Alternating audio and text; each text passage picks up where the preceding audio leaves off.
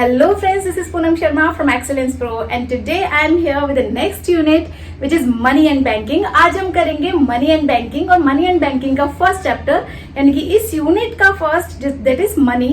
आज की वीडियो में हम मनी कंप्लीट करेंगे, देन हम करेंगे बैंकिंग को.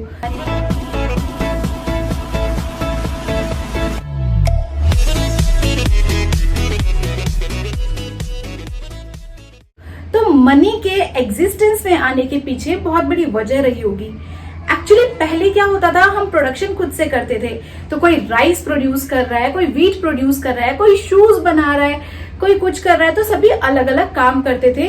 अगर किसी को घर बनाना है, घर बनाने के लिए लेबर चाहिए, बट उस टाइम पर तो मनी थी नहीं, तो उसके वर्क के बदले में उसे क्या पे किया जाए. तो उस टाइम पर जो सिस्टम यूज होता था दैट वाज बार्टर सिस्टम. तो बार्टर सिस्टम उस टाइम पर यूज किया जाता था. तो होता क्या था, कोई भी एक पर्सन इंडिविजुअली अपने आप सारी की सारी गुड्स एंड सर्विसेज को प्रोड्यूस नहीं कर सकता. उसे दूसरों की जरूरत पड़ती है. हमारी लाइफ जो होती है वो इंटरडिपेंडेंट होती है. कुछ चीजों के लिए हमें दूसरों की जरूरत पड़ती है और उन्हें कुछ चीजों के लिए हमारी जरूरत पड़ती है.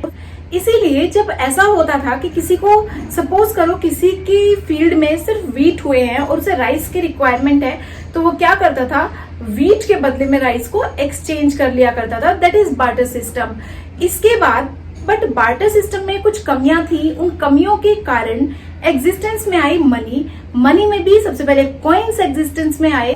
सबसे पहले गोल्ड, सिल्वर, कॉपर इस टाइप के कॉइन सबसे पहले चला करते थे. उसके बाद एग्जिस्टेंस में आई paper money and then card यानी कि प्लास्टिक मनी. तो ये सब चीजें बाद में स्टार्ट हुई. सबसे पहले बार्टर सिस्टम, ठीक है. तो बार्टर सिस्टम की कमियों को देखते हुए धीरे धीरे जो मुगल एम्परर्स थे, मुगल किंग्स थे, उन्होंने क्या किया, उन्होंने मनी को इंट्रोड्यूस किया. एक कॉमन वैल्यू ऑफ मनी दी, जो कि क्या थी, कॉमन वैल्यू ऑफ एक्सचेंज थी, जिसको बदले में, जिसकी एक फिक्स वैल्यू होती थी, फिक्स यूनिट होती थी, जिसके बदले में हम कोई भी गुड्स या सर्विसेज ले सकते थे. तो सबसे पहले हम बात कर लेते हैं बार्टर सिस्टम की. बार्टर सिस्टम को सीसी सिस्टम भी बोलते हैं, क्योंकि कमोडिटी के बदले कमोडिटी दी जाए, यानी कि किसी एक चीज के बदले में दूसरी चीज दी जाए, that is barter system. Barter system की कुछ कमियां थी, कुछ ड्रॉबैक्स थे.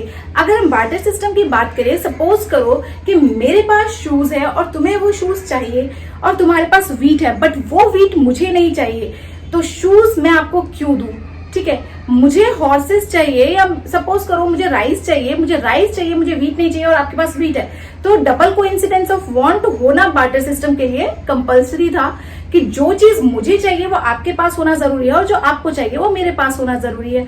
तो डबल कोइंसिडेंस ऑफ वांट की वजह से कि ऐसा पर्सन ढूंढना बहुत मुश्किल था जिसको हम अपनी चीज दे सके और जो चीज हमें चाहिए वो चीज उसके पास हमें मिल जाए और वो हम ले सके. Second is lack of system of storage of value. अगर हम बात करें कि मानो सपोज करो कि मैंने ले भी लिया, व्हीट लिया, राइस लिया, जो भी है, अब उसे स्टोर करके रखने के लिए भाई गोडाउन चाहिए, स्टोरेज कॉस्ट आएगा, कुछ एक टाइम पीरियड के बाद खराब भी हो जाएगा, तो हम लॉन्ग टर्म तक उसको स्टोर करके नहीं रख सकते थे. तो सेकेंड डिमेरिट ये था. Third is lack of a system of future payment. अगर हमें सपोज करो कि इन फ्यूचर कुछ पेमेंट देनी है किसी को, आज मैंने किसी से प्रॉमिस किया कि आपको कल ये पेमेंट दी जाएगी और वो पेमेंट व्हीट, राइस या कुछ गुड्स के टर्म्स में होगी, और सपोज करो कि उस ईयर, जिस ईयर मुझे वो पेमेंट करनी है, वो क्वालिटी चेंज हो गई. जिस क्वालिटी के राइस या व्हीट होते थे वो इस टाइम नहीं है, और मैंने जिस राइस की क्वालिटी को दिखाकर ये प्रॉमिस किया था कि भाई ये क्वालिटी तुम्हें दी जाएगी, देन क्या होगा, अब जब फ्यूचर में वो पेमेंट की जाएगी तो क्या हो जाएगा, उसकी वैल्यू डिक्रीज हो गई. भाई वो सेम चीज तो नहीं है जो उस समय प्रॉमिस किया गया था. तो इन चीजों में प्रॉब्लम आती थी, फ्यूचर पेमेंट के टर्म्स में प्रॉब्लम आती थी. आजकल तो मनी के केस में क्या होता है, फ्यूचर पेमेंट के टाइम पर इंटरेस्ट भी लग जाता है. Lack of common unit of value. अगर कॉमन यूनिट ऑफ वैल्यू की बात करें, सपोज करो आपको एक कार खरीदनी है और कार खरीदने के लिए आपको क्या पे करना होगा, कार की तरह कुछ महंगी चीज उठा लो, लाइक हॉर्स है, काव है, बफेलोज है. इसी टाइप से इन्हीं के टर्म्स में उस समय पर जब पैसे नहीं थे, मनी नहीं थी, तो इन्हीं टर्म्स में उसकी वैल्यू को मेजर किया जाता. और अगर इन टर्म्स में उसकी वैल्यू को मेजर किया जाता तो क्या होता, हॉर्स, काव और बफेलो, इन तीनों के प्राइसेस सेम तो नहीं है और इन तीनों के प्राइसेस कार के बराबर भी नहीं है.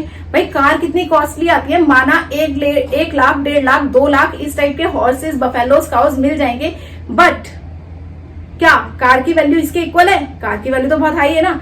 तो जब ऐसा होता तो इसमें भी डिफरेंस आता। तो इन सब चीजों की वजह से मनी इमरजेंस में आई।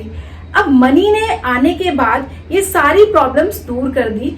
सबसे पहले तो डबल कोइंसिडेंस ऑफ वांट की जरूरत ही नहीं है। आपको कोई भी चीज लेने के बदले में वो एक कॉमन वैल्यू, कॉमन यूनिट देगा, दैट इज मनी। मनी देगा तो क्या होगा?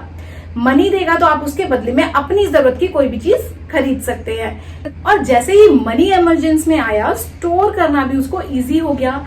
ठीक है, तो स्टोर करना इजी हो गया, लाइक हम मनी को स्टोर करके कितने भी टाइम तक रख सकते हैं। ठीक है, जब वीट वगैरह की तरह जो स्टोरेज का खर्चा आता था वो नहीं आता। और अगर हम इस चीज को कहीं इन्वेस्ट करते हैं या बैंक में डिपॉजिट कराते हैं तो उसके ऊपर हमें इंटरेस्ट भी मिलता है टाइम के साथ। तो एक हमें फायदा ये हुआ। नेक्स्ट अगर हम बात करें फ्यूचर पेमेंट्स की, फ्यूचर पेमेंट के केस में भी अगर सपोज करो मैंने आज किसी को 10,000 रुपए दिए, इन फ्यूचर 2 साल बाद वो मुझे वही 10,000 रुपए देगा, तो क्या वो सिर्फ वही 10,000 देगा या उसके साथ इंटरेस्ट भी ऐड हो जाएगा? यस। अगर हम बैंक से कुछ रुपए लेते हैं तो क्या होता है, जब हम फ्यूचर पेमेंट करते हैं तो उसके साथ कुछ इंटरेस्ट भी ऐड हो जाता है।